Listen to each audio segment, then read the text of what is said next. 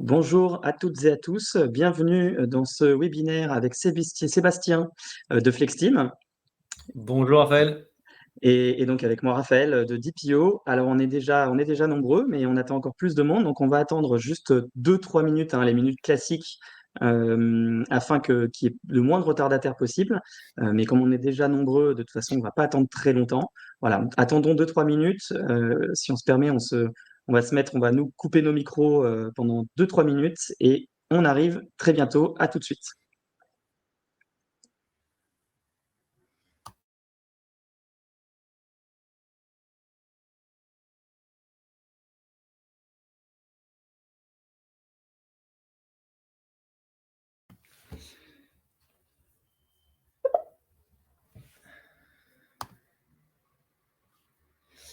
Bonjour Monique, bonjour à tous. Je vois que le nombre de participants augmente assez vite, ça fait plaisir.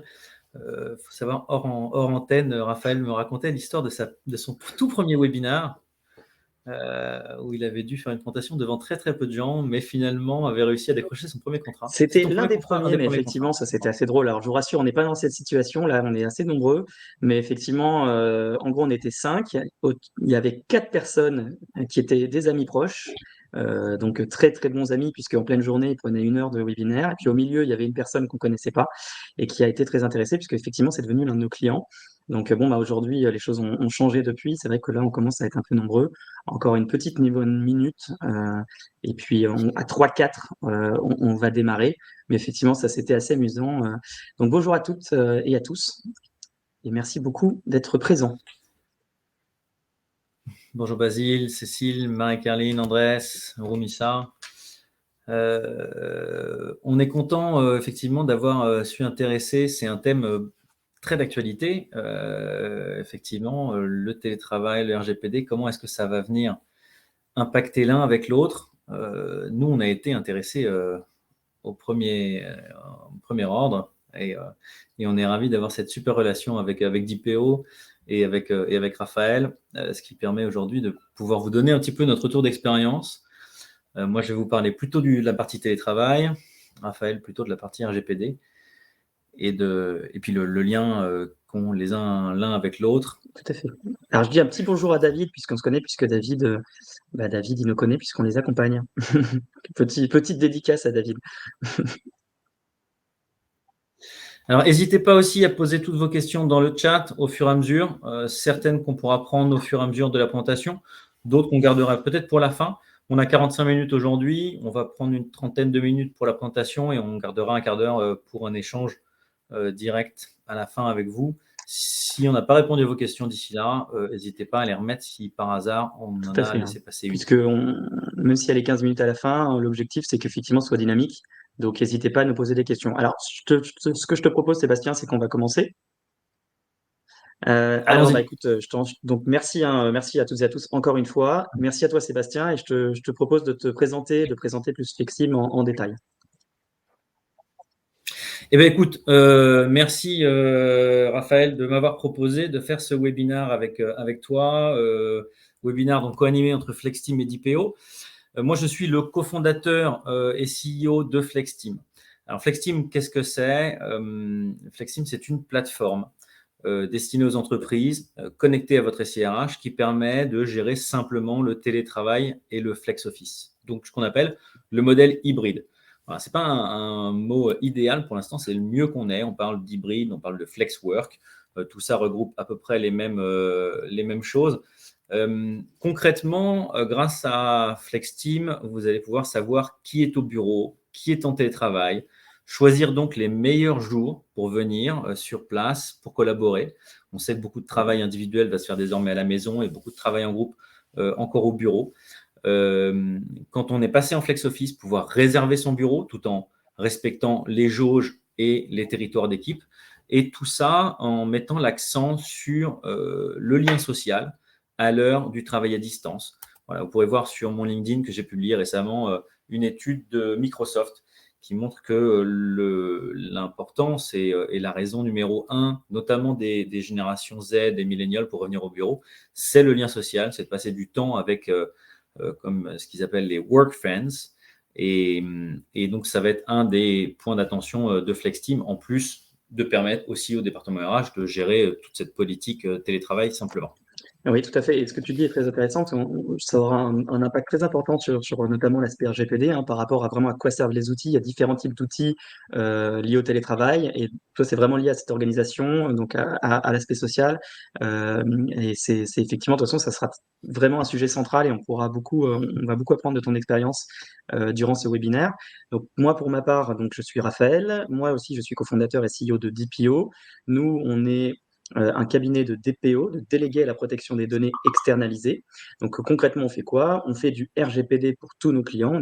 On essaye de rendre ça le plus simple possible, puisque tout le monde a peur du RGPD. Personne ne sait exactement ce qu'il y a derrière.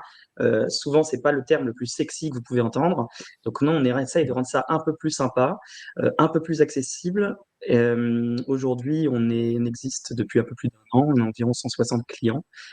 Donc pas mal chez les startups, donc FlexTeam, Student Pop, Live Mentor, Pledzi, etc. On a aussi des PO de groupe L'Express, de RATPDF. Voilà. Et en fait, notre objectif, c'est vraiment d'être le juriste spécialisé RGPD au sein de la structure, enfin au sein externalisé justement, mais comme si on était là. Donc on peut nous contacter quand on veut et on s'occupe de A à Z de la conformité et donc notamment des aspects conformité des produits en tant que tel aussi. Et ça me fait dire, je peux peut-être raconter en quelques mots un petit peu comment on en est venu à se connaître, Raphaël, puisque tu dis que c'est pas forcément très sexy, et ça fait toujours un petit peu peur. Et c'était exactement notre cas, puisque FlexTeam, on est une startup, ça fait un peu plus d'un an qu'on est créé maintenant. On a commencé à avoir des clients de plus en plus gros.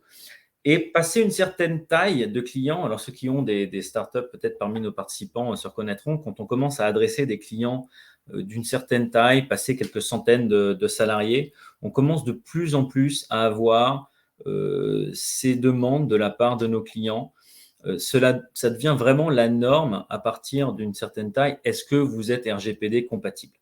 Alors nous, on a la chance d'avoir parmi nos fondateurs un CTO absolument formidable, mais qui est très bon sur le développement, très bon en code, très bon en architecture, qui était moins sur ces aspects RGPD, puisqu'il travaillait dans des entreprises sur lesquelles il y avait un DPO. Alors au début, on a commencé à le faire tout seul, et puis rapidement, on s'est rendu compte qu'on y passait un temps dingue, et qu'on n'avait pas toujours non plus l'expertise. Je vais fermer la petite fenêtre qui fait du bruit. On n'avait pas toujours l'expertise nécessaire en interne pour adresser ces demandes. Puisque, effectivement, on nous demandait est-ce qu'on est RGPD compatible, on nous posait des tonnes de questions à travers des questionnaires clients, sur les normes qu'on avait en interne, la sécurité, les pratiques. Et ce qu'on a aimé tout de suite, nous, chez DPO, c'est qu'ils nous ont fait deux choses. Un, la mise en conformité de notre site web et de notre application. Ce qui nous permet, nous, ensuite, de venir avec un tampon vis-à-vis des clients en disant oui, on est certifié d'une certaine façon. D'ailleurs, c'est peut-être une idée, lancer une certification, Raphaël.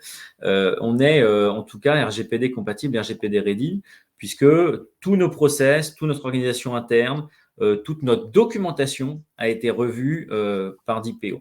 Donc ça, c'est le premier point super important. Finalement, pour des frais qui sont relativement modiques, pour une somme assez modique sur chaque mois, en formule d'abonnement, par rapport à ce que ça peut nous rapporter en termes de business.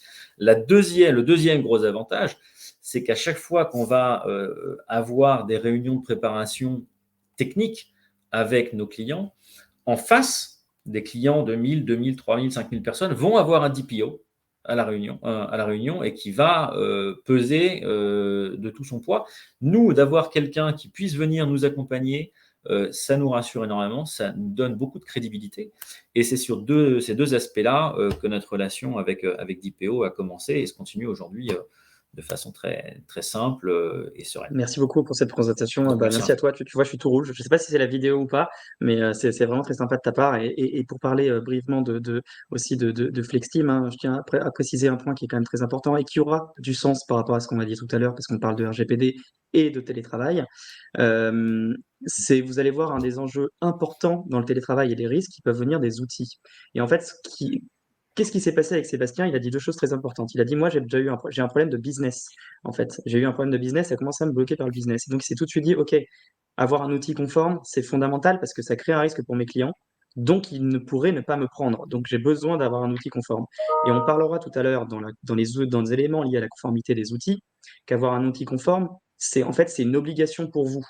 Et donc en fait, ne pas avoir un outil conforme, bah, ça vous met en danger. Et donc c'est vrai que quand vous avez un outil comme Flexteam qui vous met le tampon, qui vous dit bah, moi j'ai un DPO, je suis conforme, j'ai tout ce qu'il faut, en fait vous vous enlevez un risque énorme. Donc ça, on en parlera aussi tout à l'heure, parce qu'en fait c'est vraiment lié à toute la partie danger lié au RGPD et télétravail, c'est notamment les outils. Mais ce qui est vrai que Flexteam, c'est l'un des gros avantages. Évidemment, je dis ça parce qu'on on les a accompagnés, mais donc je sais qu'ils font les choses bien. Et c'est vrai que vous verrez que tout à l'heure, je suis sûr qu'il y aura une question, c'est comment je fais pour savoir si mes outils sont bien. Bah, vous verrez que c'est compliqué. Donc, Flexteam, c'est vrai que l'avantage, c'est que c'est un outil qui est conforme RGPD et c'est pas forcément le cas de tous. Et ça, c'est loin d'être négligeable. Alors, ce que je propose, si tu veux bien, c'est que donc on va faire un petit sondage avant en même temps que le début de vraiment de rentrer dans le fond du sujet. Euh, hop, je vais le publier. Voilà. Et donc, on regardera les résultats. Je ne sais pas pour ceux qui regardent l'équipe du soir après les matchs de foot, c'est un peu le même concept. Voilà, donc il y a un petit sondage. N'hésitez pas à remplir, je vous rassure, c'est totalement RGPD parfait. On ne saura pas qui a répondu. Et ça nous permettra d'avoir, de pouvoir échanger et de pouvoir avoir des infos. Alors, ce qu'on veut juste faire avant de lancer, parce que c'est un lien très important, c'est d'aller sur le contexte, vous expliquer un peu le contexte télétravail, contexte RGPD. Donc, on va faire vraiment 2-3 minutes sur le contexte et après, promis, on est dedans à fond. Donc, je t'en prie à toi, Sébastien, sur le contexte télétravail. Merci. Oui, on voulait faire un rappel puisque connaître les implications RGPD télétravail, c'est important de voir un petit peu d'où on vient. On vous pose cette question, savoir combien de personnes télétravaillent en France, puisque effectivement, on a bien senti le Covid a été un catalyseur du développement du télétravail. On est passé d'un télétravail qui était finalement assez anecdotique, de quelques jours par semaine, par mois, pardon, voire un jour par semaine, qui était réservé à une petite quantité de personnes et qui était souvent sur des jours fixes et avec un lieu de travail fixe. Vous verrez que ça a aussi de l'importance pour le RGPD. De plus en plus, on allait vers une flexibilisation et une massification de ce télétravail. Donc, ça a concerné tous les emplois qui étaient potentiellement télétravaillables, de plus en plus, et une quantité de jours et une flexibilité dans les jours et dans le lieu de travail qui est allée croissante. Donc, peut-être d'ailleurs, ça va être intéressant. Combien de personnes, du coup, télétravaillent en France environ chaque semaine à l'heure actuelle? Je vais soumettre ma réponse. Est-ce qu'on peut donc avoir. Donc, j'ai des réponses, je vais pouvoir vous les donner, Raphaël, à moins que Oui, tu tout à fait, puisses je vois aussi. Ouais. publier ou non, simplement comme ça. Alors, on a une réponse majoritaire à 20%. Vous avez raison. C'est autour de 20-25% aujourd'hui des personnes qui font du télétravail de façon hebdomadaire, sachant que les études estiment qu'on a environ 60% des emplois qui sont au moins partiellement télétravaillables en France. Donc, on a encore une grosse marge de progression. Et c'est là où c'est intéressant d'être dès aujourd'hui RGPD compatible. Dans le développement du télétravail, on voit aussi des nouvelles pratiques. Donc, je vous l'ai dit, on entend beaucoup parler du work from anywhere. Alors, work from anywhere, ça veut dire on peut travailler de chez soi, d'un café, de la maison de campagne, voire de l'étranger. On a entendu beaucoup ces pratiques qui se sont développées, des gens qui ont déménagé. Alors, en France, c'est aussi un autre sujet, voire à l'étranger pour télétravailler depuis un autre pays. Se pose à ce moment-là la question du fuseau horaire, se pose la question aussi de la sécurité des données qui vont traverser non plus simplement le réseau français, mais potentiellement sur des serveurs à l'étranger. Raphaël, tu pourras nous en dire quelques mots. On voit donc cette pratique qui s'appelle le workation ou le télétravel, télétravail et travel, on voit la contraction. On a vu aussi le phénomène des semaines de télétravail, notamment chez Google, qui a implémenté cette politique en disant vous avez en plus de votre télétravail hebdomadaire, on le voit en hebdomadaire ou en crédit mensuel de 2 jours, des semaines entières de télétravail, ce qui peut être assez utile, qui aujourd'hui d'ailleurs, je sais qu'on a pas mal de DRH parmi le public, est un vrai élément d'attraction vis-à-vis des jeunes candidats et pas simplement des jeunes. On a vu aussi certaines entreprises qui sont allées vers le full remote. Je voulais en dire 2 mots parce que ça va impacter fortement, encore une fois, le lien social, la façon dont on travaille ensemble, mettre beaucoup de choses par écrit. Et là, on retourne aussi sur un thème de sécurité, c'est-à-dire plus on va avoir d'informations par écrit et non plus à l'oral, comme c'était beaucoup le cas, plus au moment, si on a une brèche de sécurité, on va avoir une quantité d'informations et un détail d'informations important qui va fuiter. Enfin, conséquence directe du télétravail, les bureaux se vident, on passe souvent en flex office. Et à ce moment-là, se pose la question de savoir qu'est-ce que je vais faire de mes espaces. Est-ce que j'ai besoin toujours d'autant d'espace? Comment réaménager? On a besoin beaucoup plus d'espace de travail collaboratif en entreprise, puisqu'on va faire son travail plutôt individuel à la maison et son travail d'équipe au bureau. Voilà, c'est ce que je voulais dire un petit peu sur le contexte. Je ne vais pas y rester trop longtemps, mais c'était important puisque ça va soulever des points Non, pour merci la beaucoup, suite. tu as raison. Et je tiens à dire que j'aime bien ceux qui ont dit pas assez. Il y en a quelques-uns qui ont osé on peut les comprendre. Je trouve ça très amusant. Et il y en a quelques-uns qui sont encore un peu timides, puisqu'il y en a quand même une partie qui a pas voté. Mais merci à tout le monde, en tout cas, d'être là et pour tous les votes. Et pour juste appuyer ce que tu dis, qui est très vrai que tout le monde voit, de toute façon, depuis le Covid, c'est moi, je parle de ma profession. Moi, j'ai été avocat avant, métier d'avocat complètement hermétique à ce genre de choses pour différentes raisons. Et c'est vrai que ça, même là, ça a changé. Maintenant, ça devient compliqué, effectivement, de ne pas mettre au moins un peu de télétravail. Et ce que tu disais tout à l'heure est très juste, ça devient un élément attractif. Et si on n'a pas de télétravail, on a beaucoup de mal à tirer les meilleurs profils. Donc, c'est tout à fait vrai. Absolument. Et juste peut-être un chiffre sur ce sujet. Il faut savoir qu'en Ile-de-France, dans 85% des entretiens de recrutement, les candidats posent la question. Il y a quelques années, pas si longtemps, on posait la question, est-ce que vous faites du télétravail? Aujourd'hui, la question, c'est Mm. quelle est votre politique télétravail? Ce n'est pas uniquement si vous faites du télétravail, mais est-ce que vous en faites 2 jours, 3 jours? Est-ce qu'on peut changer? Est-ce qu'on peut travailler, faire une semaine de télétravail? Est-ce qu'on peut travailler, avoir son lieu de travail son lieu de résidence, pardon, dans une ville et son lieu de travail dans une autre ville? Et tout ça, il va être très important pour les DRH de le définir en amont et de le piloter avec un outil par exemple comme Flexteam, mais pour afficher une certaine cohérence. Et c'est ça qui va attirer le public puisqu'on sait déjà dans quoi on s'engage. Le pire étant d'avoir un certain flou et c'est pour ça qu'on encourage aujourd'hui beaucoup les DRH à réfléchir au-delà de se dire j'ai une politique qui est 2 jours par semaine, qui est vraiment un bon point de départ, mais qui est un point de Tout à départ. fait. Merci beaucoup. Et effectivement, pour parler un petit peu du RGPD, puisque c'est aussi une partie du sujet, moi j'aime bien donner une anecdote qui est très parlante de quand j'étais feu étudiant, donc dans une ancienne vie. J'étais donc étudiant en M2 en nouvelles technologies. Je faisais de nouvelles technologies, propriété intellectuelle, protection des données personnelles. Vous imaginez bien, en gros, ce que je vais dire. C'est-à-dire qu'à l'époque, on me disait, qu'est-ce que tu fais? Je disais, propriété intellectuelle. Il me disait, ah bah oui, c'est très important. Nouvelle technologie, ah bah oui, droit de l'Internet, c'est quelque chose de fondamental. Et puis après, je disais, protection des données, on me disait, j'ai rien à cacher. Ça, c'était donc il y a un peu plus de 10 ans. Voilà, comme ça, vous connaissez à peu près mon âge. Et donc, c'était, voilà, je n'ai rien à cacher. On imagine bien qu'aujourd'hui, plus personne me dit ça. C'est-à-dire qu'aujourd'hui, quand je dis, c'est plutôt l'inverse. Aujourd'hui, je disais, les autres, on dit oui, oui, on comprend, machin. Je dis protection des données. Oh là là, mais oui, c'est fondamental, évidemment, c'est très important, ça me concerne. Complètement changement de paradigme. Qu'est-ce qui s'est passé? Tout le monde le sait, les Cambridge Analytica, tous les scandales qu'il y a eu, l'explosion du digital, tout le monde, l'explosion du télétravail, l'explosion donc en fait de l'exposition de notre vie privée, puisque c'est ça le sujet en fait. Et donc dans le numérique, et donc forcément, on a eu cet aspect de sensibilisation qui a changé. Et ça, vous verrez que c'est un lien notamment avec les risques dont on parlera tout à l'heure. Pourquoi le RGPD devient important? Parce que les risques explosent. Et ils explosent parce qu'il y a une prise de conscience sur l'intérêt. Euh, Juste un point, n'oubliez pas que, alors évidemment, c'est pas du tout notre cas, loin de là, heureusement, mais pour vous donner un ordre d'idée qui est très parlant, c'est dans certaines dictatures dans le monde, ils utilisent les données, alors tout le monde pense à la Chine, bien sûr, notamment la Chine, on va faire des notations en fonction de telle chose, donc il y a toute une big data pour Big Brother, mais encore pire, c'est l'Iran, par exemple, arrive à récupérer les datas de log, enfin de connexion des personnes pour savoir, par exemple, quelles vont être potentiellement leur orientation sexuelle afin de pouvoir les traquer.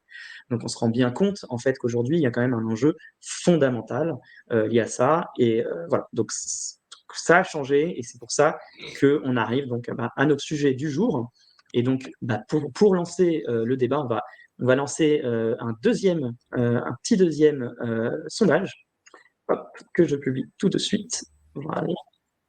Alors, le temps que tu le publies, c'est vrai que je peux raconter aussi ces petites anecdotes. Au départ de FlexTeam, pendant la période de Covid et de confinement, au moment où tout le monde est parti en télétravail, il y avait encore une grande peur de savoir est-ce que les salariés vont travailler en étant chez eux. Alors, il faut savoir que les études aujourd'hui montrent qu'il y a une augmentation de la productivité c'est assez variable, de 8 à 20% selon les jobs. Si c'est des emplois qui sont très facilement découpables, mesurables, qui s'exercent beaucoup personnellement, on voit une grosse augmentation de la productivité. Mais les patrons avaient peur de ça. Et moi, il m'est arrivé à plusieurs reprises d'avoir des RH ou des CEO qui me demandent est-ce que ou comment je peux savoir que les salariés travaillent à distance. Alors, à un moment, j'ai pensé m'orienter de ce côté-là, et puis rapidement non, parce que je ne pouvais pas être désaligné entre ce que je souhaitais voir venir dans la société et ce que je vendais. Mais c'était une demande que j'ai heureusement beaucoup moins aujourd'hui. Mais ce n'est pas le cas dans le monde entier. Et comme tu disais, il y a ces exemples extrêmes que sont la Chine, l'Iran, etc. Mais déjà, même plus près de nous. Alors, est-ce que vous soupçonnez les employeurs de vous surveiller en télétravail? Alors, tout le monde n'ose pas voter là, je vous On a rassure, hein, 16 on ne connaît pas vos votes. Hein. Voilà, vous pouvez continuer à voter. Mais ça, Mais on voit que c'est quand même, non, c'est pas non, c'est si tranché intéressant. que ça. Donc, il y a quand même une vraie interrogation là-dessus. Et c'est vrai qu'on entend beaucoup de choses. Je ne vais pas relayer l'actualité. On voit que le compteur Linky va pouvoir être désactivé à distance. Mais en tout cas, on peut peut-être voilà, donner quelques éléments de réponse déjà, puisque le vote se fait encore. On a une majorité de gens, trois quarts qui ne le soupçonnent pas, et quand même un quart qui se disent, en fait, pourquoi pas. Et vous avez raison, pensez pourquoi pas, puisque comme je vous disais, c'est une vraie demande qui est venue. Et sans parler d'extrêmes comme la Chine, l'Iran ou ces régimes-là, il faut savoir qu'aux États-Unis, donc pays pas si loin de nous quand même en termes démocratiques, il y a ces pratiques qui existent à travers plusieurs exemples. Par exemple, un système qui va analyser est-ce que votre souris bouge ou non. Vous allez avoir des systèmes qui vont pouvoir prendre des vidéos avec votre webcam, prendre des photos à intervalles réguliers. Vous avez des systèmes qui vont pouvoir contrôler combien de touches de votre clavier sont tapées à la minute ou à l'heure pour savoir si vous êtes réellement derrière votre ordinateur. Ce qui, dans le fond, est un peu stupide parce qu'il y a 1000 façons de travailler sans être forcément en train de taper sur son clavier. Et c'est pour ça qu'en France, c'est des choses qui n'existent quand même relativement peu, voire pas. Donc rassurez-vous, c'est des choses qui n'existent quasiment pas en France. Mais ça ne m'a pas empêché, pour la petite anecdote, de vous dire qu'un des premiers goodies que j'ai créé avec FlexTeam, que j'ai distribué à mes clients, était ce petit objet qui est un cache caméra et qui permet de m'assurer que même si quelqu'un active ma caméra, vous ne me verrez pas. Mais on en est où, alors, je vais te dire, Raphaël, là-dessus et sur puis on aura une question qui, de toute façon, est en lien après avec le débat donc, de Patrick, que je vais soulever après. Alors, on en est à, donc, toujours, un 74% qui ne considèrent pas, enfin, qui ne soupçonnent pas leur employeur de surveiller dans le cadre du télétravail, et 26% qui considèrent, enfin, qui, en tout cas, se posent la question. Donc, on voit effectivement, alors, c'est vrai que j'aurais pensé, hein, c'est intéressant, j'aurais pensé que ça serait peut-être plus, mais tant mieux, finalement, ça veut dire que, quand même, globalement, les gens n'ont pas une idée, enfin, une image trop malveillante de leur manager et chef d'entreprise, mais c'est peut-être aussi lié au fait, justement, alors, et c'est lié à la question que nous pose Patrick, c'est l'employeur a-t-il le droit de contrôler informatiquement les collaborateurs qui travaillent en télétravail? Et ben, justement, c'est tout le débat. C'est en fait, et c'est là où on va aller, c'est la question, c'est jusqu'où peut aller l'employeur, à quoi ça sert les outils de télétravail, jusqu'où il peut aller, quelle est la limite, et qu'est-ce qu'il interdit, et puis si après il a le droit, quels sont les risques. Concrètement, hein, il est clair que tout à l'heure Sébastien il parlait des exemples RGPD, des exemples justement aux États-Unis. Bah, c'est juste pourquoi ça ne peut pas exister, ce genre de choses en France, pour des questions, parce qu'il y a le RGPD. Le RGPD, il met en place quelque chose qui s'appelle la proportionnalité des finalités. Évidemment, on a le droit de surveiller des salariés.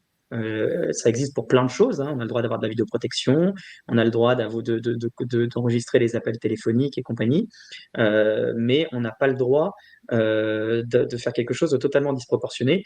Mais donc là, j'ai un peu empiété. De toute façon, de toute façon, c'est des questions auxquelles on va répondre. Euh, ce qu'on va faire, c'est effectivement, de toute façon, d'abord vous parler un petit peu des obligations qu'il y a en tant que telles pour le télétravail. Et en fait, ça va amener forcément des questions liées au RGPD, comme vous devez les poser là. Est-ce que j'ai le droit de contrôler? Quelles sont les limites? Comment je fais? Quels sont les risques? Oui, parce que le télétravail est une forme de travail. Donc, l'employeur a des obligations, a des devoirs vis-à-vis de la loi et vis-à-vis de son salarié. Alors, notamment, il faut savoir que l'employeur a le devoir de savoir d'où travaillent ses salariés. Quand vous êtes en télétravail, normalement, soit vous avez signé un avenant, soit il est inclus dans votre contrat de travail que votre lieu de résidence est votre lieu de télétravail. L'employeur doit s'assurer de connaître, pour des questions d'assurance, si vous avez un accident sur votre lieu de télétravail, c'est votre assurance professionnelle qui prendra en charge les frais. Donc, votre employeur doit savoir d'où vous télétravaillez, que ce soit de chez vous, que ce soit de votre maison de campagne, que ce soit du café d'à côté ou que ce soit un bureau coworking temporaire. Donc ça, c'est une première obligation que les employeurs ne connaissent pas tout le temps. Donc, je vous invite à vous pencher sur vos pratiques en interne. Et c'est pour ça que dans Flexib, on peut déclarer sa maison principale, maison secondaire, lieu de coworking, etc. Il faut qu'à chaque moment, sans que ce soit du flicage, hein, savoir d'où vous travaillez. Il faut que ce soit déclaratif parce qu'à l'inverse, la géolocalisation, dans la plupart des cas, alors je ne suis pas autant expert que toi, Raphaël, sur le droit, mais dans la plupart des cas, il me semble bien que la géolocalisation automatique est interdite. Peut-être à l'exception d'une demande qui serait faite et approuvée par le salarié lui-même. Donc le salarié, s'il est en déplacement, peut, par exemple, partager sa localisation pour une raison X ou Y, mais l'employeur n'a pas le droit de mettre une puce voilà, hein, dans votre ordinateur et de vous suivre comme ça en temps réel sur la géolocalisation.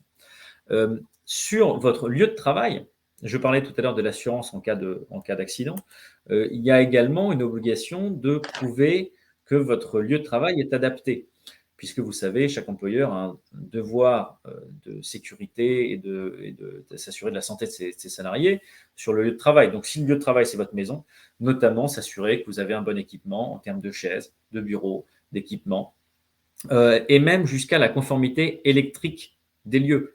Donc ça, c'est quelque chose qu'on demande assez peu aux salariés. Pour l'instant, sur tous ces sujets-là, vous allez voir assez peu de contentieux. Mais c'est normal, puisque comme on l'a dit tout à l'heure dans le contexte, le télétravail étant un phénomène assez récent, vous n'avez pas encore eu le temps d'arriver à des contentieux. Mais attention, moi je parle avec beaucoup de DRH qui me disent qu'avec le plafonnement des indemnités prud'homales, on a aujourd'hui des salariés qui poursuivent parfois sur d'autres choses, notamment sur les gens qui sont au forfait jour sur le droit à la déconnexion. Demain, pourquoi pas, hein, un accident du travail chez soi peut mener à un contentieux, donc attention à se mettre en conformité dès maintenant. Je parlais du droit à la déconnexion. Encore une fois, un bon exemple. Pour les salariés qui sont au forfait jour, on a des clients nous, qui de plus en plus nous ont demandé, dans le système de suivi des jours de télétravail, d'avoir un mécanisme de déclaration pour le manager de dire j'ai bien suivi avec mes salariés qui sont en télétravail, qu'ils arrivaient à séparer vie professionnelle de la vie personnelle. En général, quand on allait au bureau, on avait ce sas de décompression. Enfin, ceux qui prennent la ligne 13 ne l'appelleront peut-être pas ainsi, mais enfin, un sas de décompression qui était le temps de trajet. Qu'aujourd'hui, vous n'avez plus.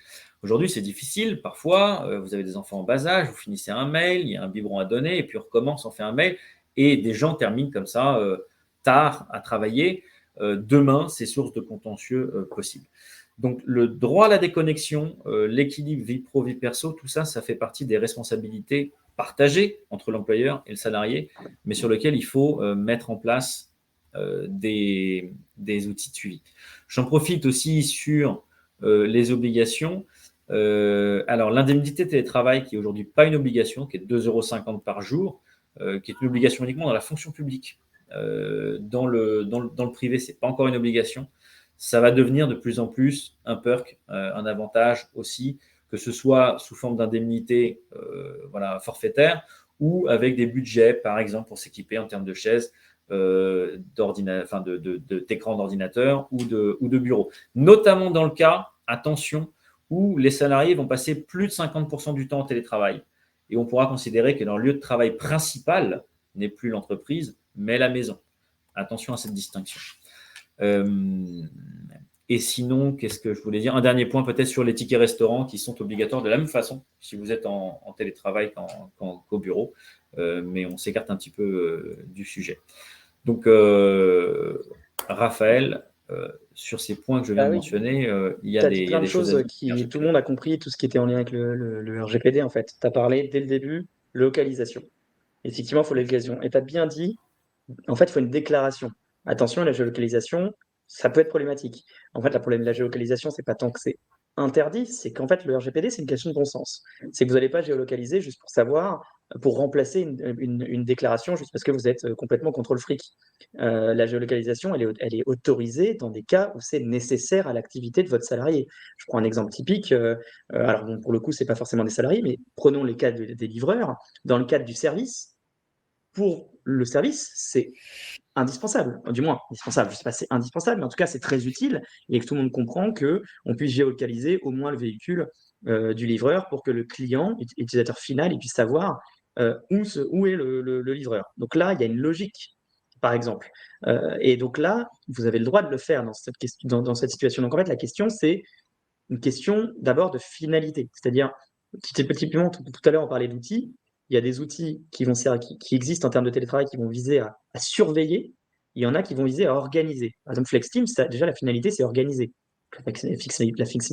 La finalité, elle est évidemment proportionnée. Attention à ne pas utiliser un outil proportionné, comme par exemple FlexTeam, mais qu'on va utiliser à des fins disproportionnées soi-même. Ça, c'est aussi possible. Ça, c'est un écueil qu'on peut faire.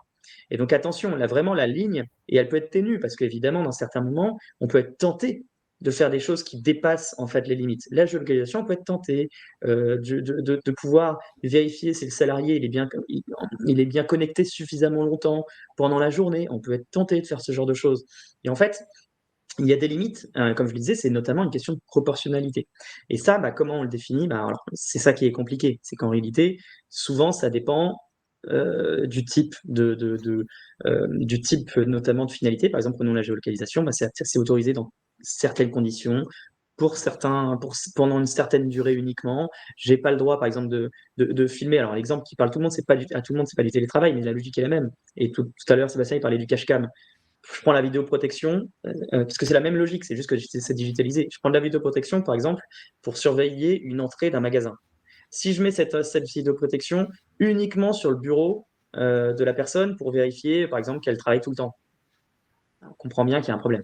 C'est-à-dire que la personne, elle est filmée tout le temps, elle n'a même pas le droit, une seconde peut-être, d'aller sur un site, je sais pas, Facebook ou je ne sais quoi. Évidemment, c'est totalement disproportionné, ça crée un problème réel pour le salarié et un préjudice. Et en fait, le risque, il est que le salarié, il a des droits en termes de RGPD. Et ce que beaucoup de gens oublient, c'est justement que le salarié, eh bien, il a les mêmes droits que les autres. Voilà, une donnée personnelle, c'est pas une donnée de la vie privée. C'est une donnée qui est identifiante. Donc, à partir du moment où je suis, par exemple, j'ai votre adresse email pro, c'est une donnée personnelle. D'accord? Donc, c'est-à-dire que les salariés, ils sont aussi concernés. Et donc, quand vous mettez en place du télétravail, il y a de nombreuses choses à respecter.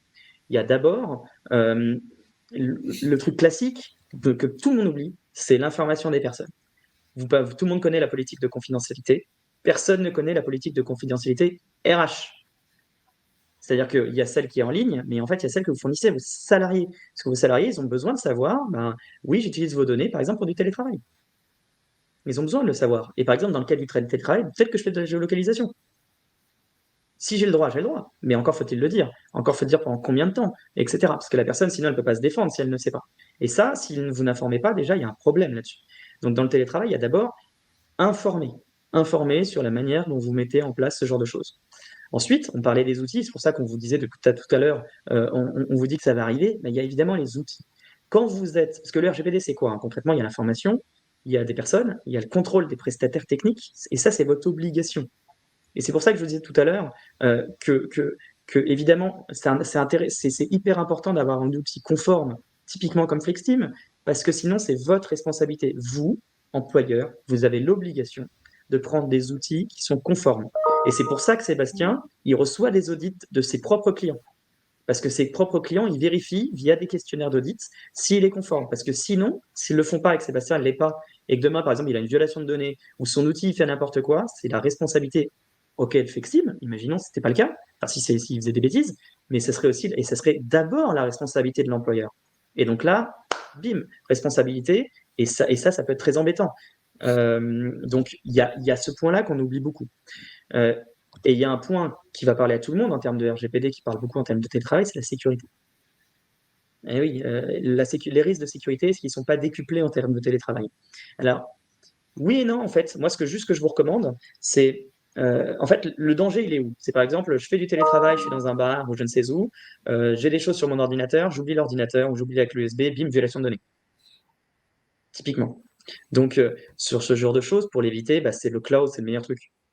Vous avez tout en cloud, vous sensibilisez bien vos équipes pour qu'il y ait le moins de choses possibles sur l'ordinateur. Typiquement, vous savez, le petit onglet, le petit fichier téléchargement qu'il y a sur l'ordinateur, qu'on oublie d'effacer alors qu'on a 1000 dossiers, peut-être des dossiers clients et compagnie. Bah ça, évidemment, on ne peut pas le gérer. Alors que si on efface au fur et à mesure ce fichier et que tout est en cloud, si demain vous perdez votre ordinateur, vous faites voler, vous l'oubliez dans un bar, peu importe, en fait, vous appelez votre employeur, vous dites, ben oui, je suis un peu embêté, j'ai oublié perdu mon PC, mon ordinateur. Ok, hop, il coupe les accès, c'est fini. Il n'y a pas de violation de données. Ça résout quand même pas mal de problèmes. Donc, dans le télétravail, il y a vraiment cette sensibilisation à faire auprès des équipes pour réduire au maximum les risques. Parce qu'il y a beaucoup de risques. Hein. Je ne sais pas si vous avez entendu parler, pour ceux qui font un peu de jeux vidéo, du Grand Theft Auto, la GTA 6, le jeu qui a fait le plus d'argent, enfin, le 5 a fait le plus d'argent au monde, et le 6 est attendu depuis 10 ans. Ce jeu-là, il y a une énorme violation de données avec plein de choses qui sont parties en ligne. Apparemment, c'est notamment à cause du télétravail. Parce qu'ils n'avaient pas pris les mesures de ce genre de choses. Donc, il faut faire très attention à ça. Euh, et donc, pour répondre à la question de Patrick de tout à l'heure, oui, on a le droit de contrôler ses salariés. On a le droit de le faire, mais quand vous le faites, vous avez des obligations à respecter. Et le problème, j'ai envie de dire que c'est tant mieux pour moi, mais tant pis pour vous, c'est qu'il faut évidemment avoir un spécialiste, vous ne pouvez pas le faire vous-même. Vous êtes obligé de faire ce qui s'appelle une analyse d'impact, toujours quand il y a de surveillance de salariés. Et cette analyse d'impact, elle permet de savoir, de s'assurer qu'à toutes les étapes, je respecte le RGPD et je respecte la vie privée des personnes. Et si vous ne le faites pas et que demain un salarié se plaint et qu'il se plaint à la CNIL et que vous recevez un courrier, c'est ce que va vous demander la CNIL. Et si vous ne l'avez pas fait, bim. Surtout que, pardon Raphaël, mais ça dépend aussi énormément du contexte. C'est-à-dire qu'il n'y a pas une solution unique pour tout le monde. Nous, on a des clients, je ne vais pas les citer justement, mais enfin un client qui travaille dans le naval, qui fait des bâtiments notamment militaires, qui a développé son propre outil de visio. On a beaucoup parlé des fuites avec Zoom à une époque. Eux ont leur propre outil de visio. Donc vous, dans votre réflexion d'à quel point il faut pousser la sécurité vis-à-vis de la convenience du travail de tous les jours, c'est aussi une analyse que vous devez mener en interne et avec des experts comme Raphaël. J'espère que tout le monde ici est du même côté que pour moi. Il y a donc ces outils qui sont développés en interne, des outils de vision interne. Et on parlait tout à l'heure des données. Il y a les données que vous allez vouloir partager avec les autres salariés. Par exemple, sur FlexTeam, on va pouvoir savoir si les membres de votre équipe sont absents. C'est éminemment important de savoir si je veux travailler avec Raphaël au bureau, de savoir s'il est absent. Le RH va pouvoir accéder à la raison. On va lui demander est-ce qu'il est malade, est-ce qu'il est en congé, est-ce qu'il est en RTT, est-ce qu'il est… Ça, c'est une information qui va être dirigée uniquement vers le RH parce qu'elle est légitime. Elle n'est pas légitime d'être partagée avec les autres salariés. Donc ça, par exemple, c'est quelque chose sur lequel Raphaël nous a accompagnés. Ça peut paraître évident, mais ça ne l'est pas toujours. Par exemple, on a un autre client avec qui on travaille, qui est la police nationale, qui est très préoccupé par l'adresse personnelle de ces fonctionnaires de police. Vous regardez certainement les infos. On a eu des exemples plusieurs fois de gens, de policiers qui se font accompagner chez eux par des gens mal intentionnés. Donc évidemment, c'est une donnée ultra sensible pour eux et ils vont peut-être avancer sur une solution on-premise puisque pour eux, cette information est dramatiquement importante. Pour la majorité des clients, si un collègue connaît l'adresse de son autre collègue, ce n'est pas une bonne chose, mais on n'est pas dans une question de vie ou de mort.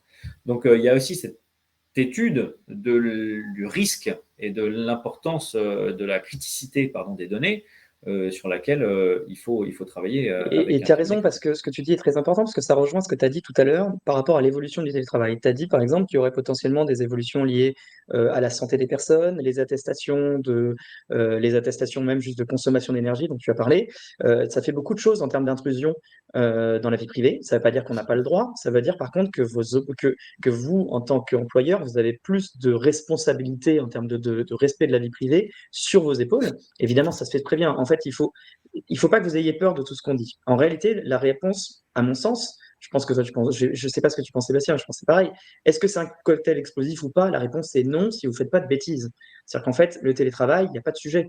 En fait, le RGPD n'est pas du tout incompatible avec le télétravail. Par contre, évidemment, si vous comptez utiliser des outils de télétravail pour avoir des éléments de flicage totalement disproportionnés, que les données que vous collectez, donc par exemple des données de santé, des données de localisation dont tu parlais sur la police et compagnie, et que vous ne respectez pas l'information, les sécurités, toutes vos obligations en termes de RGPD, alors là, oui, c'est complètement explosif. C'est ça. Oui, absolument. Tu me fais penser, un de nos cofondateurs qui s'appelle Mark Mortensen, qui est un chercheur pour l'INSEAD, qui publie des papiers très intéressants dans Harvard Business Review, notamment là-dessus, sur l'importance, quand vous êtes en télétravail, de la confiance et de la ligne entre vie privée et vie professionnelle qui s'estompe.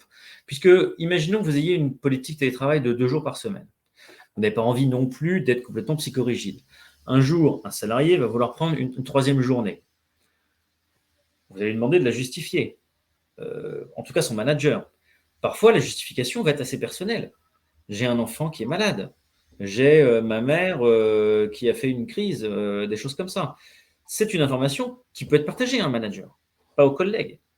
Donc ça, cette différence vie pro, vie privée et qui commence à s'estomper, qui s'entremêle, nécessite de traiter ces données aussi avec souplesse et avec finesse.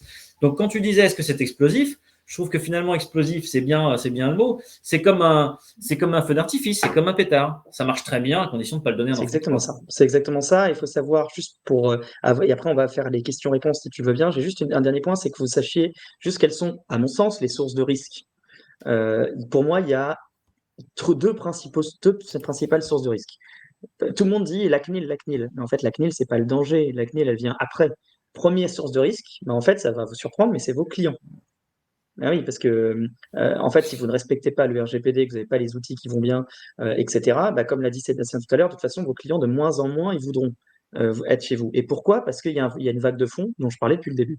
Et en fait, cette vague de fonds, et c'est là d'où vient le deuxième risque, pour le télétravail en particulier, là, c'est vos salariés. Aujourd'hui, je le disais tout à l'heure, n'ayez pas peur, parce que en fait, c'est normal en réalité. Mais c'est vrai. Je veux dire, Non, c'est Jean-Paul II, pardon. non, mais c'est vrai que voilà, encore une fois, je prends l'exemple dont tu disais tout à l'heure, où les gens, ils vont avoir des logiciels, carrément, il faut savoir le nombre de fois où j'ai tapé sur mon ordinateur pour savoir si j'ai bien travaillé. C'est pas possible. Évidemment, évidemment que le salarié, il a un préjudice. Donc, en fait, les salariés commencent à avoir aussi conscience que le RGPD s'applique à eux. Et donc, nous, on le voit, le développement, on reçoit de plus en plus de demandes liées au RGPD. Aujourd'hui, les demandes de plainte CNIL, ça représente 30% le RH à peu près. Typiquement, le contrôle, la surveillance, c'est le premier point. Salarié pas content, en litige, bim, j'ai été surveillé, mon employeur, je suis pas sûr qu'il soit conforme à RGPD, bim, plainte. Voilà. C'est juste pour vous dire, ces deux points-là, c'est les deux sujets, et la CNIL arrive en dernier, en fait, elle arrive, si elle reçoit deux, trois plaintes, bah là, elle vient vous demander des comptes. Et je voudrais même retourner ce que tu viens de dire, puisque pour nous, ça nous a permis en tout cas d'être conforme et d'être RGPD. Non pas, c'était non plus un obstacle, mais au contraire, ça devient un argument de vente. C'est-à-dire que dans un cas pas très récent, pas très vieux, pardon, assez récent, on a été sélectionné. Il y avait 3 finalistes. Là, on n'est que plus que 2 finalistes parce qu'il y en a un qui a sauté, parce qu'il n'était pas parce qu'il n'était pas prêt en termes de sécurité et RGPD. Donc nous, potentiellement, ça nous permet d'arriver à gagner ce contrat parce que on est certifié, on est prêt.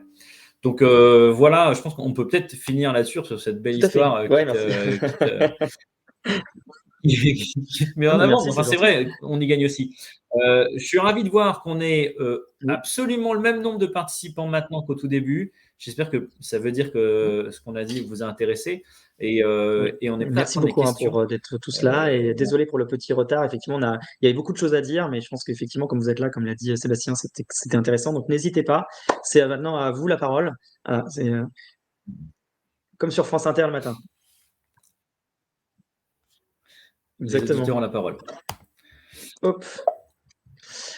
Alors, il y a Anas qui pose une question. Comment protéger mes données lorsque je travaille depuis chez moi? Alors, bah, justement, comment protéger vos données? En fait, il y a 2 types de choses. Il y a vos données et il y a les données que vous traitez. Parce qu'en fait, il y a quand vous travaillez, vous traitez aussi des données qui ne sont pas les vôtres. En fait, il y a vraiment les 2. Vos données, en réalité, elles sont quand même suffisamment bien protégées, justement parce que si vous avez un employeur qui respecte le RGPD, qui a un outil conforme, en fait, qui a un outil conforme et qui respecte le RGPD, vos données, il n'y a pas vraiment de sujet, elles seront. Et puis ça dépend ce qu'on appelle protéger. Protéger les données, c'est pas pareil que protéger la vie privée. D'accord. Vos données, elles peuvent être protégées, par exemple, la vie privée, peut-être l'être un peu moins. D'accord. Donc, vos données, en tant que telles, le risque, vous inquiétez pas trop, c'est pas. Si le RGPD est respecté, si votre employeur fait les choses qui vont bien, elles seront suffisamment respectées. Ça ne veut pas dire qu'il ne peut pas avoir une faille de sécurité. Hein. À la pensive, personne n'est tenu. Hein. Même Google, ils ont des failles de sécurité. Mais vous aurez quand même une protection de vos données. Et puis, c'est aussi beaucoup de la responsabilité de Complètement. l'employeur Complètement. de fournir les moyens Et tout à fait, VPN, tout à fait, etc. c'est ça, tu as raison. Et est-ce que les obligations, peut-être pour reprendre la question d'Anas, quelles sont les obligations personnelles en tant qu'employé, en fait? Alors, Des bonnes pratiques en fait, les étaient soumises obligations, absolument. elles sont fournies justement par l'employeur. Tu as raison de poser la question parce que c'était le deuxième volet que j'ai oublié de soulever, c'est je traite aussi des données. Donc, il y a mes données, mais il y a aussi des données que je traite. Et en fait, mon employeur doit prévoir des mesures de sécurité qui sont adaptées aux données que je traite. Et donc, en fait, c'est à vous d'identifier, c'est à votre employeur de dire, OK, par rapport à la sensibilité des données que j'ai, je vais avoir un VPN, je vais avoir une charte des systèmes d'info, je vais avoir une politique de sécurité de système d'information, je vais avoir un service de secours et compagnie. Tout le monde n'a pas la même chose. Mais donc ça, c'est effectivement à votre DSI, à votre CTO de définir ce qui est suffisamment protecteur ou pas. Et pour un travailleur indépendant, alors plus compliqué, parce que vous n'avez pas de DSI. Alors, encore une fois, pour le travail indépendant, il y a 2 sujets. Hein. Il y a le sujet vos données, les données de vos salariés, des données que vous traitez. Je pense que vous parlez plus des données que vous traitez. Non, vous inquiétez pas, Lucie, merci pour la question. Moi, ce que je vous conseillerais, c'est en fait ce qui marche le mieux. Alors, je vais faire peut-être sauter au plafond plein de gens, mais utiliser un outil comme un outil cloud pour travailler, un Google Workshop, un Google Workspace, ce genre de choses, parce qu'en fait, c'est eux qui traitent la sécurité. Donc, si vous avez un besoin d'un espace de travail, mettez le moins de choses sur votre ordinateur personnel. Quand on est indépendant, on ne connaît pas tout ça. On va mettre tout ça sur son ordinateur avec un fichier client. Et là, les risques de sécurité sont bien plus élevés. Mettez tout dans le cloud. Utilisez un Microsoft 365, un Google Workspace, équivalent, j'en sais rien. Où là, en fait, c'est eux qui sont chargés de la sécurité. Tu as une question, Raphaël de Marie-Carline, qui dit pour le registre des traitements, comment dispatcher les rôles des sous-traitants et responsables de traitement face au Bon, alors consentement aux droits des ça, c'est pas personnes? du télétravail, mais je vais répondre en 2 secondes en disant vous prenez pas trop le chou. En fait, j'ai hésité à en parler, ça, mais bon, comme on avait plein de choses à parler, je l'ai un peu squeezé. Le RGPD, beaucoup de gens vous disent le registre, le registre, le registre. Le registre, ça représente rien en termes de RGPD. Voilà. Je vous dis pas qu'il faut pas le faire, mais d'y passer le moins de temps possible. Vous avez un magnifique registre et vous êtes nul à côté, ce qui est en fait souvent le cas parce qu'en fait les gens mettent beaucoup de temps sur le registre, ils oublient ce qui est important, vous faites massacrer. Vous êtes bon sur le reste, vous êtes mauvais sur le registre, pas grave, il vous arrivera rien. Voilà, le registre, attention, ça a été. Ah oui, je sais que ça a été demandé par les clients, je comprends, hein, parce qu'en fait, il y a beaucoup de gens qui font cette erreur. En fait, alors, Bon, pour répondre à votre question très rapidement, un sous-traitant, c'est celui qui fait typiquement FlexTeam est sous-traitant. Parce que FlexTeam, il traite les données de ses clients pour son compte. Voilà, il les met, les FlexTeam. Moi, par exemple, DPO, j'ai FlexTeam. Il y aura mes données de mes salariés sur FlexTeam, hébergées par FlexTeam. Donc là, il y aura un registre avec uniquement les aspects sous-traitance, donc hébergement de mes données, sécurité de mes données, front office, back office, tout ce qui est amené à traiter des données pour mon compte. Je suis désolé, je passe pas trop de temps parce que c'est pas trop le sujet. Et ça me permet de répondre rapidement à Monique. Effectivement, c'est une attestation sur l'honneur que vous demandez à vos salariés et qui doit être stocké dans son dossier. Mais du coup, pour chaque lieu, en théorie, en tout cas, pour chaque lieu de télétravail, en tout cas ceux qui sont récurrents. Voilà, donc, si de façon récurrente, il va à une maison de campagne, une maison chez les parents ou des choses comme ça, c'est des choses qu'il faut en Alors théorie moi, j'en récupérer. profite 2 secondes pour faire ma pub si tu m'en veux pas. Parce qu'il y a Lucie qui dit très justement le registre représente rien mais très long à mettre. C'est vrai, sauf chez nous, parce que nous, justement, on a développé chez nous un outil qui permet d'automatiser ça. Ce qui fait qu'en fait, nous, globalement, on appuie sur un bouton, ça fait un registre excellent, meilleur que quand j'étais en cabinet. Et donc, ça nous prend très peu de temps. Donc, c'est aussi ça qui nous permet d'être aussi, d'aller beaucoup plus loin, justement, dans la conformité. Alors, je crois qu'il y a Alice qui veut poser une question. Tant qu'elle tape, et si quelqu'un a une autre question en attendant, allez-y. Hein. Hop.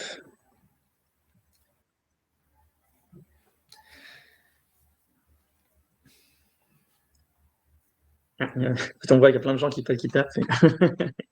Ah, tiens, vas-y, c'est pour toi, Sébastien.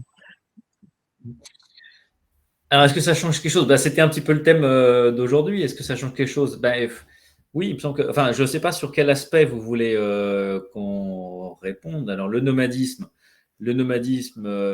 effectivement, ça, c'est plutôt ce qui concerne parfois les travailleurs indépendants, hein, les consultants, comment est-ce que ça s'appelait les nomad workers. Il y avait un autre mot pour ça, Alice, vous allez m'aider. Mais effectivement, les gens qui vont travailler un petit peu partout dans le monde. Alors, si vous êtes consultant, ça ne change rien, puisque vous travaillez à votre compte, donc la responsabilité, vous l'avez vis-à-vis de vous-même.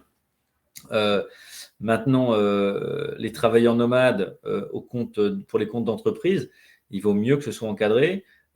C'est très bien fait par des sociétés qui fournissent ces services. Je peux vous donner par exemple Télétravel, qui vous permet d'organiser des voyages digital nomades. Merci, Monique. Sinon, j'en aurais pas dormi.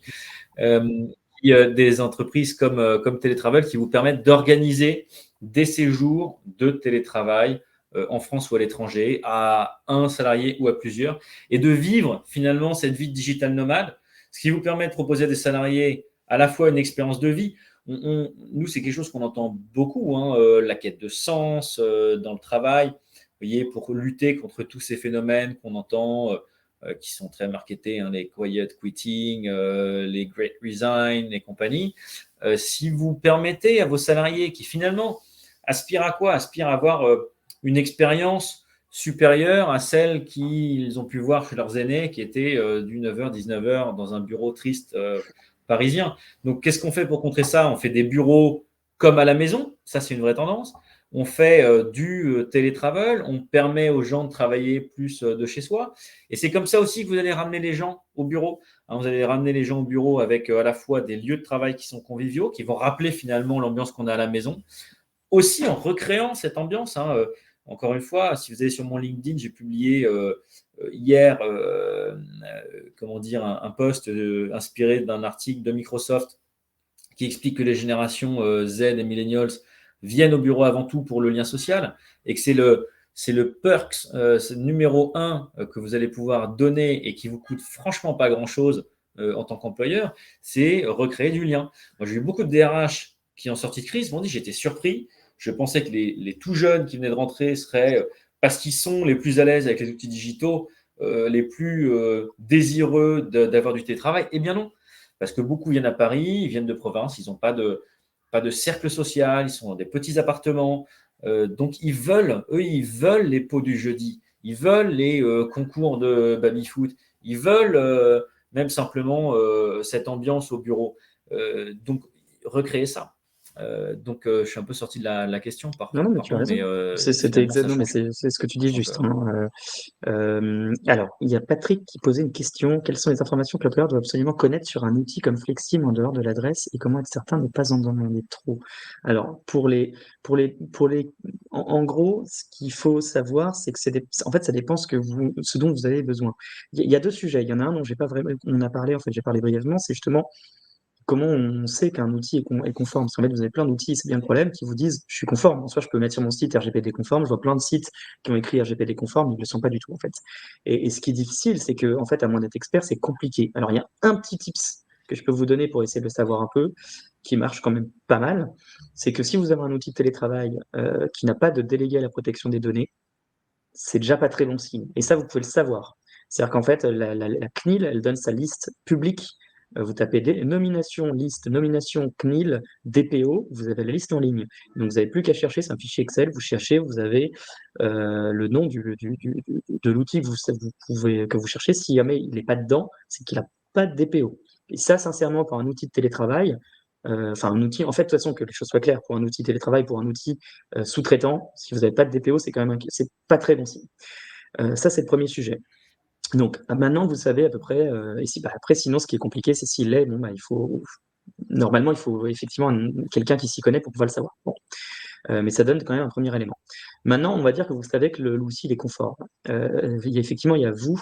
Le lien, c'est juste vous tapez liste DPO, nomination DPO CNIL, liste publique sur Google et vous la trouvez tout de suite. Donc, juste un point, c'est après, maintenant, votre outil est conforme, qu'est-ce que vous mettez dedans? Parce que vous avez raison, ce qu'il faut savoir, c'est que Flexteam n'est pas responsable des bêtises que vous faites avec Flexteam. Et ça, c'est important. Flexteam vous donne un outil qui est conforme, il vous donne tous les outils pour que vous fassiez bien les choses. Si vous faites mal les choses, c'est votre problème. Et ça, c'est normal. Hein, avec Flexteam, ils ont 2000 clients, ils vont pas savoir qui fait quoi. C'est pas le but. Donc maintenant, c'est à vous, en fait, en fonction de la proportionnalité de ce qui est nécessaire, de le savoir. Et alors, soit bah, ça paraît assez évident, bah, vous pouvez le faire sans problème, soit ça ne paraît pas assez évident, vous avez des doutes. De toute façon, dans ce cas-là, il faut un expert. Et ce que je vous recommande, et évidemment que c'est dans mon intérêt, mais c'est une réalité, si vous avez quand même beaucoup de salariés, n'hésitez pas à commencer à vous poser la question d'avoir un délégué à la protection des données. Si vous mettez en place tout ce genre de digitalisation, c'est quand même mieux. Et juste pour répondre à Marie-Carline sur la sécurisation des données, alors, merci beaucoup Jade pour le lien. Juste un point sur hors Europe, hein. En fait, le seul moyen de savoir si vous êtes protégé Europe ou pas, bah, c'est de contrôler le prestat. Ça, le problème, c'est que c'est très compliqué, à moins d'avoir justement un spécialiste. Nous, ça fait partie de nos missions, parce que quelque chose de très compliqué, de savoir si le prestataire il est conforme ou pas. Donc ça, Et je me rappelle que tu nous as accompagnés d'ailleurs c'est pour ça. nous-mêmes vérifier que nos prestataires étaient soit européens, soit, ce que je ne savais pas, que j'ai appris grâce à DPO, les prestataires américains, s'ils avaient signé une C'est ça. convention sur C'est le bon exactement échange ça. de données. Parce Donc que le ça, transfert en dehors de l'Union européenne n'est pas interdit de base. En fait, contrairement à une idée. En fait, le texte dit que c'est interdit par principe, mais la réalité, c'est que c'est interdit, c'est autorisé sous condition, en fait. Et effectivement, et toi, t'es pas le seul, Sébastien, hein. Ce qui se passe, c'est qu'en fait, nous, on voit des clients qui avaient signé des contrats où ils disent non, non, je m'interdis à transférer des données en dehors de l'Union européenne. C'est une folie. Parce qu'en fait, tout le monde le fait.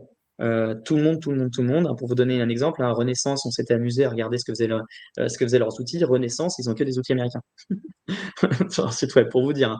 Donc, et c'est quand même un parti gouvernemental. Donc, en gros, des outils américains, il y en a partout, qui transfèrent partout aux États-Unis. La question, c'est après, est-ce que j'ai le droit? Et les 90%, 95% des structures ne se rendent même pas compte qu'elles utilisent des outils de manière interdite.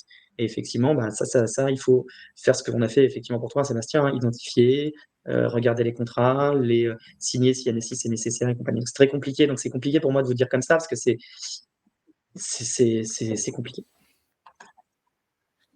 Peut-être, là, il va être 16h. Est-ce qu'il y a une dernière question ou on sinon va, on va vous laisser? on va en Oui, rester on va là pas vous peut-être. embêter plus longtemps. Merci beaucoup, Sébastien. C'était vraiment super sympa.